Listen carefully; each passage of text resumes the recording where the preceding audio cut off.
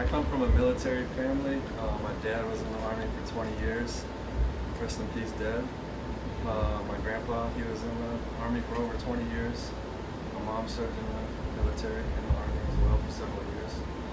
And as a young man, I kind of idolized the military, as a lot of young men do.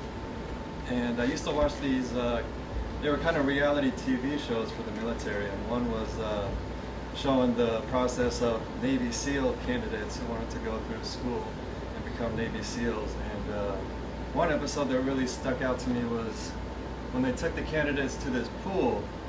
For one, they said this one test was one that a lot of candidates failed on.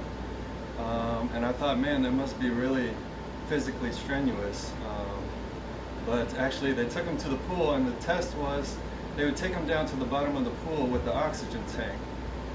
And the instructor would try to kind of mess with the oxygen. So he would rip the oxygen feed out their mouth. They would tie it around their neck maybe. They would do all kinds of crazy stuff. They would turn off the oxygen tank. And this test was meant to measure the candidate's ability to not panic. And because if you panic, you can put yourself and others in danger in a combat situation. And so this reminds me of CPI because CPI doesn't panic. CPI goes out on a limb in many ways. You know, we do things that a lot of people don't do. We have views that that would be in the mainstream if people understood them, but many people don't.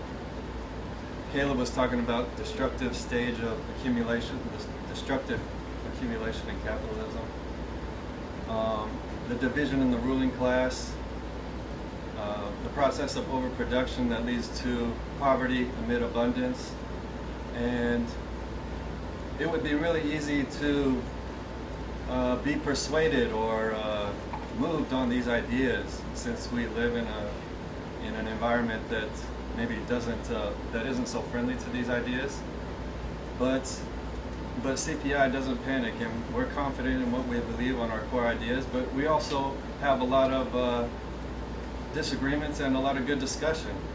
And I've really had a lot of good times here this week, meeting all of you guys and getting to know you. And we've had a lot of wide-ranging discussions that a lot of people disagree on. Of course, on our core ideas, we don't. We need a government of action to fight for working families. Yeah. And we are anti-imperialists. But, besides that, we have so much disagreements and friendly disagreements, and we don't panic. You know, we don't throw a fit, we don't get mad, we don't quit. And so I've just really been admired. I've been inspired, and I admire CPI in that regard. So, I guess that's all I wanted to say. Thank you. All right. We've been realizing there are no shortcuts, there are no get-rich-quick schemes, and that we're playing a long game. We're playing a long game, right? And that, you know, in the class that I gave a couple days ago, I talked about how the Russian Revolution was kind of a historical accident, and that if you look at the Chinese Revolution was very different. It was, you know, first they had a political party that they formed, and then they entered and joined the KMT, and they built up within the KMT. Then they got kicked out of the KMT. The KMT started killing them, so they went to the countryside, and then in the countryside they started fighting the KMT, and then they fought against the Japanese invaders and aligned with the KMT, and then afterwards they tried to form a coalition government, and they wouldn't have it, and so they fought again, and after 25 years of armed struggle,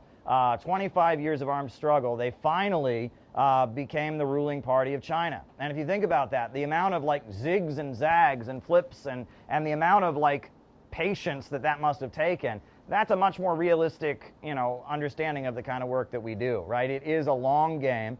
And another thing is that, you know, one criticism that Trotsky always leveled at the Soviet Union is he said, well, they zigzag. One day they say this, and then the next day they do that. And yeah, that's how this kind of thing works. And what's right on Tuesday is not always right on Wednesday. And what's right on Wednesday is not always right on Thursday. And in order to get the job done, sometimes you have to go this way, and then you have to go that way, and it can be very confusing. But if you're playing a long game, then you can understand that we should be constantly reinventing ourselves. If we were saying the same thing that we said 2 years ago, if we were saying the same thing we did 3 years ago, that wouldn't be good. That would be a sign that we weren't learning anything and we weren't adapting. You got to change in order to win, and that's part of the thing. And part of the reason that the Communist Party of China has been in power for so long is if you look at what they were in the 50s, it wasn't what they were in the 60s. If you look at what they were in the 70s, it wasn't what they were in the 80s. And they've been constantly reinventing themselves in order to rise to the challenges of the moment. But yet at the same time, there are certain things like making a new strong country that they've remained committed to. And there are certain principles that we are very, very committed to. And I've said before many times that one, if we were some kind of deep state operation, if we were some kind of plant, they would be making it a lot easier for us to do what we do. It would be a lot less of an uphill battle. But on the other hand, if we were going to give up, if it was going to be too hard, we would have done that a long time ago, what we've been through as an organization. So if you want to look at what we've been through over the years, and if you want to look at how difficult it's been, but how we've just kept running in the face of opposition, you can look at all of that and you can say CPI is the real deal. We are the real deal. And I promise you that, what we did with the innovationist turn a year ago won't be the only reinvention. We are going to reinvent ourselves again and again and again, and each time we're going to take with us the knowledge and the strength that we've had, and we're going to come stronger and stronger and stronger. We're going to try new things. We're going to adjust. We're going to make mistakes. We're going to learn from those mistakes, and we're going to keep going. So thank you, Mike, for your great insight. I'm going to use that. Can I use that? Do I have your permission to use that about the Navy SEAL test? I like that. I like that analogy. Yeah, I think that some of the points that have been raised about how we don't want to tear American society down are very important, because I know for years, I've been around, as I mentioned last night, a lot of, niche radical groups, and you have some people who have this point of view that sometimes called collapsitarian, and that is they're looking forward to the collapse of civilization or society or the United States or something like that. If the United States were to suffer a genuine collapse, it would take the rest of the world down with it. Yes. We've seen that happen before. We saw what happened in 2008 and the international ripple effect of the Great Recession. We saw that happen way back in the Great Depression, back 100 years or so ago. So if you're an anti-imperialist, you don't want to see America destroyed, because the destruction of the global north would result in a situation like the fall of the Western Roman Empire or the late Bronze Age collapse, where the human condition was not improved. It was set back for centuries in some of those situations. So that's the last thing we should want to happen. And what I've noticed from being a part of different movements over the course of several decades is that there are certain approaches that do work. One thing that I like that is emphasized in this group is we want to appeal to the best of American history and American traditions. Last night I mentioned how the United States began by fighting against the British Empire. Now we are the British Empire, but what we want to do is liberate America from the American Empire. Yeah. All right, so we need to appeal to this. We need to appeal to this revolutionary tradition, and we need to look at it like it's a process of cultural and political evolution. If we look at the history of the United States has gone through many incarnations. We had the Revolutionary War and the Articles of Confederation period. We had the Jacksonian era. We had the antebellum period. We had the abolition movement. We had the Civil War. We had the Gilded Age. We had the historic labor movement. We had the Great Depression and the New Deal. We had, first we had segregation, then we had the Civil Rights movement. So we see that there's an evolutionary process where American culture and society and politics changes over time. It doesn't remain static. Like this idea that was common in some circles at one point, well, love it or leave it. No, that's not how it works. It's an evolutionary process. All cultures and all systems change over time. And I think that some of the things that make change happen are when, first of all, you have to have ideas. Like I think it was Max Weber who said that ideas are the force that shapes history. Now, maybe a hardcore Marxist wouldn't agree with that, but whatever. We can put the dialectical materialism to the side for a moment. But you have to have thinkers who are innovative when it comes to the creation of ideas. That's what Caleb does, for example. He's a very innovative thinker. And then that helps to create an intellectual culture where you start changing people's way of thinking, where they start to question what is. They start to think, well, why are things this way? It doesn't have to be that way. And more people decide, no, it doesn't. And out of that, you become doers. Doers are just as important as thinkers. You can be a thinker and not be much of a doer. And you can be a doer who's very effective, and even if you're not somebody who's sitting around contemplating, Marx or Machiavelli or Aristotle all day and things like that, right? I mean, it's the doers that make things happen. And then out of that comes a popular culture. You have a popular culture, that means that you have essentially transformed a society where people start to think in ways that were once considered verboten perhaps, or unthinkable. One interesting example is one of the legacies of the anti-Vietnam War movement was that it basically made the draft politically impossible in the United States, at least in the ensuing 50 years. That's not to say it could never come back. But one thing I noticed during the imperialist wars of the first part of this century is that Americans seem unwilling to fight imperialist war if it requires any legitimate sacrifices on their own side. They may not be that aware of what's going on in other places, but if it means military conscription, if it means war rationing, if it means high casualties on their side, they start saying, oh no, we're not doing that. And I think that's part of the legacy of the anti-Vietnam War movement. The Vietnam War movement, anti-Vietnam War movement was extremely important because it was one of the times in history when the people stood up to a major imperialist power and said, sorry, we're not doing that. Okay, so, and that out of that creates a popular culture of resistance. And then you also have to have people who are always agitating from the outside. When it comes to electoral politics, I know people who have all kinds of opinions on that. And I respect everybody's viewpoint. I know people who believe in voting for the lesser evil. I know people who believe in always voting for third parties. I know people who don't believe in voting at all and boycotting elections. But whatever you believe about that, I've noticed that for elected public officials to ever do anything, they have to be under constant pressure from the outside. And the reason for that is once you get into any kind of system, there's this constant pressure to basically become a sellout. Even if you don't want to be a sellout, I mean, there's also the issue of personal opportunism and ambition and all that. But even if you don't want to be a sellout, you're going to have everywhere you go, people are going to be in your face pushing you to be a sellout, and you have to always have somebody behind you pushing you from the other direction, saying, "Oh no." Well, one thing that I found very gratifying and surprising is the way that a lot of people on the right, a lot of the MAGA people, have been very upset by the fact that the Trump administration will not reveal the facts about the Epstein case. I've seen a lot of hardcore MAGA people who had Trump's picture as their avatar on their social media, saying, "Hey, wait a minute, that's not what we voted for. We want to know what that was about." That's what it takes. You have to always hold people in power accountable. You have to hold their feet to the fire and say, no, we're not going to accept that. That's not good enough. We're not going to accept just any excuse. That's not what we put you in power for. And these are the things that make change happen. Like the anti-Vietnam War movement was successful because it got to the point where large numbers of people just said, no, we're not going there. I'm not going to be drafted. I'll go to jail first. I'll leave the country first, whatever. And that's true of any kind of movement that we could think of from history that's been successful.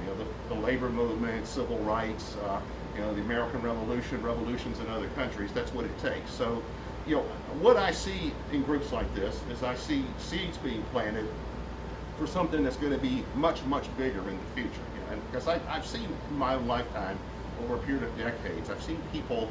More and more people become aware of what's going on in the world, and I've seen more and more. I've seen a lot of niche political subcultures and countercultures develop here and there, but I've also started to see a lot more cross-pollination, a lot of inter-ideological dialogue, as I call it. In religion, you have interfaith dialogue. In politics, there's inter-ideological dialogue. I've started to see more and more of that. I know in my own social media, I've got all kinds of people in my other social circles. I have all kinds of people, sometimes with all kinds of ideas, and some of them are kind of out there. But at the same time, I'm starting to see a lot of awareness of things that people, just 5 years ago, 10 years ago, certainly 20, 30 years ago, were not aware of. Like Palestine is one. I mean, I found... The level of awareness that I've seen develop over what's going on in Palestine, I have found astounding. I used to talk about that all the time for decades with people all over the place, and people would say, yeah, that, whatever, that is what it is. That's just what they do. They fight, right? I've seen a level of change in public opinion I never would have expected to see in my lifetime, just on that one issue. I mean, it's a big issue, but just on that one issue alone. And that's what happens. And over time, as people's attitudes and opinions change, then institutions start to change, laws start to change, policies start to change. And that's what we have to do. We just have to keep pushing and keep pushing and keep pushing. Thank you. It's about getting a good volunteer. It's, like we put out, you guys in Chicago here, hats off to you guys in Chicago, put out thousands of booty books and thousands of mailers. And Gabby with her family, challenges with her family and childcare, she's still on it, and she's getting all this stuff in the mail every day. I'm sure her family thinks, what are you getting on Amazon? But I would love to get more information about the Kentucky Party and see how we can join forces. Absolutely. Well, you're always welcome. We need as much help as we can get. All right. I'm Alexin. I'm part of the Kentucky Party. I'm the secretary on the EC, as well as a lead organizer in Richmond for Palestine, which is Richmond, Kentucky for Palestine, I should say. And I only just recently heard about CPI within the last few months, and under the encouragement of some of my some of the elders in the group that I'm a part of, I was encouraged to join CPI. But I had never heard of CPI before this. I was not familiar with anything. I was not sure what the energy in the room was going to be, what kind of people I was going to meet. And the last day that I've been here meeting everybody, I have been, first I was a little unsure, scared, because, one of the first things I see when I walk in is somebody walking with a MAGA hat, and that doesn't make me personally feel comfortable. And but of course I ask first. I ask around hey, what is this person about? Why is this person here? Why did they feel safe here? Why should I feel safe here? Kind of learning the environment. And of course, on the opposite end, I'm seeing people from all kinds of places, from marginalized groups, being given, amazing chances to speak about what they're doing, and they're feeling comfortable in the room. And so I was just kind of wondering, what is CPI doing that so many other places aren't doing? How is it that you're able to get conservatives to sit in the same room as people who wear the MAGA hats, sit in the room with people who don't really follow what. I don't want you to feel like I'm calling you out. I know how do you create such an environment where people just feel like humans talking about how to do better, and identify conservatives with people who people like me who are technically an anarchist on the left. My political belief is human rights, but there's always a divide. You always feel like there's a divide, and from when I started asking questions, it didn't feel like there was a divide. Everybody just felt human. So how does CPI create that environment? How are you trying to continue to create that environment? Of course, people have already mentioned kind of similar stuff, so I feel like I'm kind of beating a dead horse here. But it's how have you managed to create that environment? And also, how is CPI trying to get more people involved, more people to know about what CPI is? Because I was just outside at a pop-up market telling people about CPI because they'd never heard about it before, and it was just really cool to just tell them why I was here, and everybody was super interested, but nobody ever really hears about it. So, how are you creating that good energy, and how are you reaching out to people?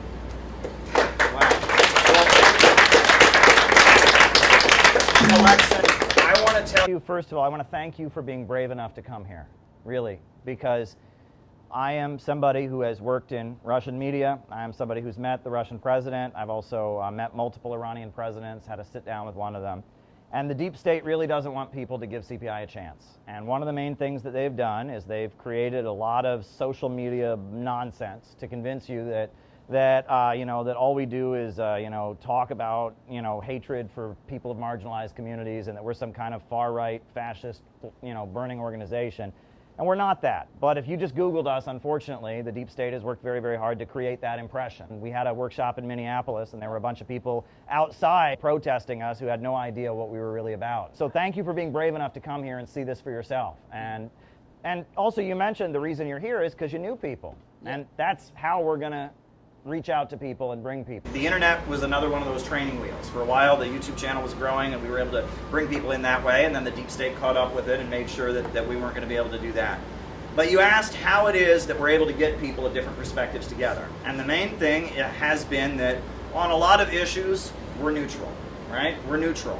There are people in our organization who identify as queer and LGBT, and there are people in our organization that religiously their personal belief is that they don't believe in that kind of thing. And our understanding is, first of all, no one will ever be turned away from this organization because of their identity, and no one will ever be bullied or made to feel unwelcome because of who they are in this organization. That will never happen. But on top of that, people, if they have their own feelings or whatever, and they're allowed to keep their own feelings as long as they respect other people. You know what I'm saying? And I will say that I will be honest. I made a mistake one time in the past, and one of the mistakes I made in the history of CPI is that there was somebody in our organization who was an anti-Semite, who was straight up hateful of Jewish people, and they were constantly making comments to another member of the organization who was Jewish that they passed off as a joke, but it wasn't a joke. It wasn't a joke. They were being a bully, and I should have stepped in and put a stop to it immediately, and I didn't, and I regret doing that. And that won't happen again. That will not happen again. I will make sure that no one has ever made me feel uncomfortable in this organization because of their identity. That will never happen again, and that's something that I have vowed to improve on, in terms of the organization, and that we're welcoming to everybody, and that we exist. We have certain principles that we believe in, our 4-point plan, opposition to imperialism, etc. But beyond that, your beliefs are your own, your personal life is your own. We're not here to tell anyone how to live their personal life. We're not here to make judgment on anybody. And we're here to lift people up and let people feel like they belong and let people feel empowered and help people find the strength within themselves to be the great activist and organizer we know that they are capable of being. So thank you for being here and giving us a chance. And we're really honored to have you here. It's really been great. Thank you, Alexa. Hi, everybody. Hi. Speak up. Okay. Anyway, I wanted to thank Caleb for everything that he does. And I've been watching him a long time. The one thing that I really appreciate about him is that he's such a good teacher. That's when I really can't look away or go to another site, is when he's teaching about politics, about Marxism, about Leninism. All these books that he's read are, I don't have to read a lot of it because he just gives these great lectures, like his Khrushchevism book is just something else. So I get a lot of the books, and I love that. But what I really want to say, just shortly, because I don't want to take all the time. Please take as much time as you want. Is that what I see in the future of CPI is an organization that, like you were saying, accepts people where they are. Now, as far as I'm concerned, I'm about 50% here, okay, with a lot of the things. What I'd like to see is not saying CPI is this. In CPI, we are this, we are this, we are this, we are this, because as you do that, you're leaving out a lot of people. It's like, oh, CPI is that, but I'm not like that, so I'm out. So that's really what I want to say is we need more inclusion.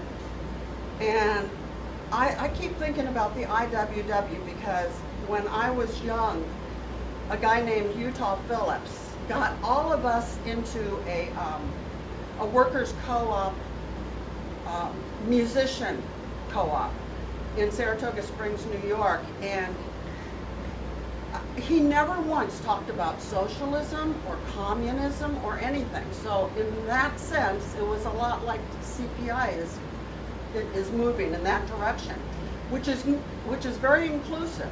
And the other thing I'm thinking about is that we had categories in the IWW. We had categories. So we were musicians. I think you can get a lot more people involved if you ask for different types of workers or people in different areas of their life, instead of saying we need you to be, we're spiritual, we're not communist, we're not this, we are this, because I think that excludes a lot of people. So I think I made my point. Okay, very good. One thing that really, really shook me to the core was my son had recently turned 18, and the Ukraine war was in full swing, and I saw a kid in Ukraine, a blonde-haired, blue-eyed kid in Ukraine that looked the spitting image of my son. Oh. And I thought, my God, this freaking president of ours is going to draft my kid and send him to a Nazi camp. And I really, really struggled to find some answers. Like, what are these Nazi camps in Ukraine, and why are we? So, through the algorithms and trying to search for answers, and I found Gray Zone, and then I found CPI, and I started hearing something that nobody else talked about the economics and the history and communism and Russia and what? All I knew was communism bad and Russia bad. And what is going on in our world? Why? And then he had the workshop in Chicago, and I said, what are you going to talk about? I went to the DNC, and I met Gabby. Come here, Gabby, give me a hug.